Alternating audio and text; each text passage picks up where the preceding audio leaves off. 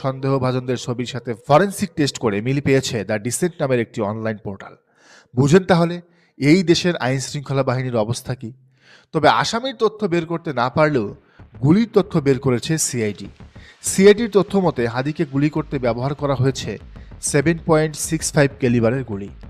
7.65 মিলিমিটারের একটি তুলনামূলক আনকমন রাউন্ড, যা বাংলাদেশে সচরাচর দেখা যায় না, খুবই রেয়ার। তবে ভারতের অপরাধ জগতে এই ক্যালিবারের পিস্তল দীর্ঘদিন ধরেই বহুল আলোচিত ও ব্যাপকভাবে ব্যবহৃত। বিভিন্ন অপরাধের ব্যবহার আশঙ্কাজনক হারে বেড়ে যাওয়ায় ভারতীয় প্রশাসনও এ নিয়ে উদ্বেগ প্রকাশ করেছে।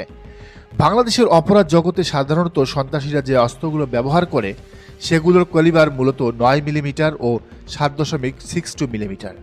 সেই প্রেক্ষাপটে 7.65 মিলিমিটার বুলেটের উপস্থিতি বিশেষভাবে নজরে এসেছে।